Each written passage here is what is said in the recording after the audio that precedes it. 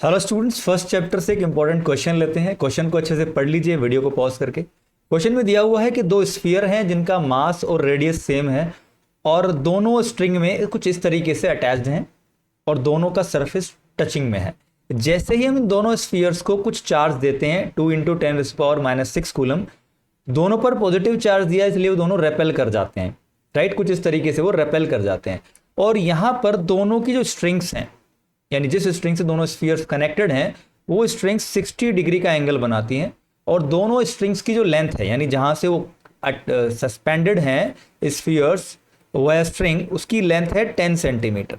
देखिए दोनों की जो लेंथ है वो 10 सेंटीमीटर है, राइट, और एंगल 60 डिग्री है। इसका मतलब जो सेपरेशन है दोनों स्फीयर्स के बीच का, जो सेपरेशन है वो भी कितना हो जाएगा, 10 सेंटीमीटर हो जाएगा। देखिए यहाँ पर, राइट, और दोनों एंगल्स भी कितने हो जाएंगे, 60 डिग्री के हो जाएंगे। राइट, ये एक इक्विलेटरल ट्रायंगल की तरह यहाँ पर बन गया है।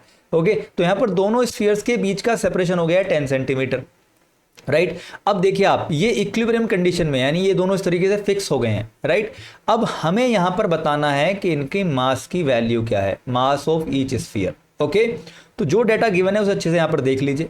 अब अगर आप किसी एक स्फीयर पर फोर्सेस देखें, कौन कौन से फोर्सेस लगे हुए हैं, तो आप लेफ्ट वाले स्फीयर को ले लीजिए। तो लेफ्ट वाले स्फीयर पर आप देखिए डाउनवर्ड डायरेक्शन में फोर्स लग रहा है mg। राइट, डाउनवर्ड डायरेक्शन में फोर्स लग रहा है mg। ओके, और दूसरा स्फीयर, इस पर कितना फोर्स लगा रहा है, रिपल्सिव फोर्स, वो लगा रहा है बेटा Fe, जिसको हम इलेक्ट्रोस्टैटिक रिपल्सिव फोर्स कह सकते हैं। कोलंबिक फोर्स या कोलंबिक लॉ के अकॉर्डिंग हम उसकी वैल्यू निकाल लेंगे K(Q1Q2/r²। राइट, और यहां पर स्ट्रिंग में एक फोर्स लगा है जिसको हम बोलते हैं टेंशन। ओके, इधर लग रही है यहां पर टेंशन। राइट, ये लग रही है यहां पर, देखिए टेंशन। ओके, ये भी 10 सेंटीमीटर है एंड ये भी 10 सेंटीमीटर है। ओके, अब देखिए यहां पर टेंशन ने Fe और mg दोनों को बैलेंस कर रखा है, तभी तो ये स्फीयर जो है इक्विलिब्रियम में आएगा, यानी वो ना इधर जाएगा ना इधर जाएगा, बिल्कुल एक जगह रुका हुआ है। तो यहां पर टेंशन ने Fe और mg को बैलेंस कर रहा है। Fe यहां पर है students repulsive force. Okay, Coulomb's law के अकॉर्डिंग हम यहां पर निकालेंगे। तो हम इस तरह भी कह सकते हैं कि टेंशन के दो कंपोनेंट्स हैं, यानी अगर हम टेंशन को दो रेक्टेंगुलर कंपोनेंट्स में रिजॉल्व करें तो टेंशन का एक कंपोनेंट आएगा, देखिए यहां पर T cos 60 और ऊपर आ जाएगा देखिए यहां पर T sin 60। राइट, तो हम इस तरह भी कह सकते हैं कि T sin 60 जो कंपोनेंट है टेंशन का, यानी जो साइन कंपोनेंट है, उसने mg को बैलेंस कर रखा है और cos कंपोनेंट ने Fe को बैलेंस कर रखा है। ओके, तो हम किस तरीके से लिख सकते हैं स्टूडेंट्स, हम लिख सकते हैं T sin 60 degree equals to mg and similarly ये हो गया, देखिए फर्स्ट इक्वेशन में इसको बोल देते हैं। उसी तरह आप लिख सकते हैं T cos 60 हो जाएगा Fe के इक्वल। ओके, Fe क्या है पर इलेक्ट्रोस्टैटिक रिपल्शन, और इसकी वैल्यू हम यहां पर ले लेते हैं। वैल्यू क्या होगी देखिए, चलिए हम लिख लेते हैं इसको Fe। राइट, ये हो गया सेकेंड इक्वेशन। अगर आप यहां पर देखिए फर्स्ट को सेकेंड से डिवाइड करेंगे तो ये हो जाएगा T sin 60 upon T cos 60 degree. Right, और ये हो गया mg upon Fe। Right, T से T cancel, sin 60 upon cos 60 हो जाएगा tan 60। ओके स्टूडेंट्स, और ये होगा mg अपॉन Fe। राइट, अब यहां पर मैं बताना है मास, तो आप मास को एक साइड ले लीजिए m, और it will be Fe tan 60, और tan 60 की वैल्यू होती है √3 upon it will be g।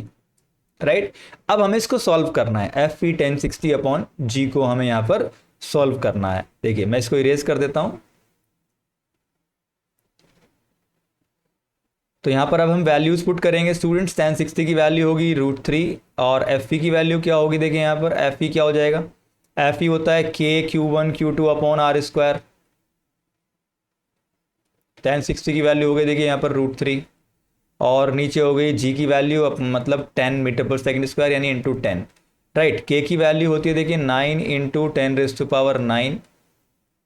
Q1 Q2 की वैल्यू है 2 × 10⁻⁻6, 2 × 10⁻⁻6 इंटू √3 अपॉन r² में क्या आ जाएगा, देखिए 10 सेंटीमीटर है, यानी जो दोनों चार्जेस के बीच की डिस्टेंस है वो 10 सेंटीमीटर, इसको हम 0.1 मीटर भी बोल सकते हैं। तो ये हो जाएगा देखिए 0.1 × 0.1 इंटू 10 राइट।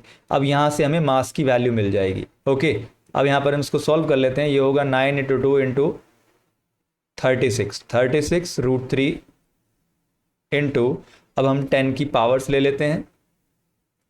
यहाँ पर 9 है, यहाँ पर 6 और 6 12, यानी ये हो जाएगा 10⁻³ ओके स्टूडेंट्स, नीचे देखिए ये होगा 10 की मल्टीप्लाई कर 0.1 से करेंगे तो ये 1 हो जाएगा, राइट। तो इट विल भी नीचे बचेगा 0.1। ओके, अगर हम 0.1 को ऊपर लेकर जाएं, देखिए स्टूडेंट्स, तो हो जाएगा 10⁻², यानी हम 0.1 को बोल सकते हैं 10⁻⁻1, ऊपर जाएगा तो +1 हो जाएगा। Okay, so it will be 0.1 को एज इट इज रहने देते हैं। ये हम नेक्स्ट लाइन लिखते हैं 36 √3 इंटू 10⁻³ इंटू 10⁻1। ओके, तो ये होगा 36 √3 इंटू 10⁻², राइट।